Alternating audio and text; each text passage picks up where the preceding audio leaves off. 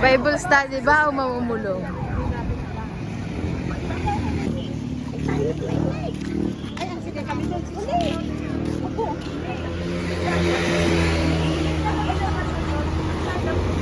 Ibaon kami.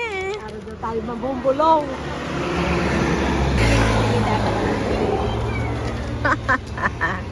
Ang saya. Para daw mamumulong.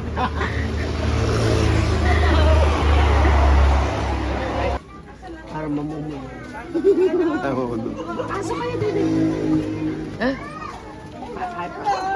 Laki-laki mamumulong. Sino ang ating susugar yan? Aba. Ano po aming pantit? Dami pa tayo.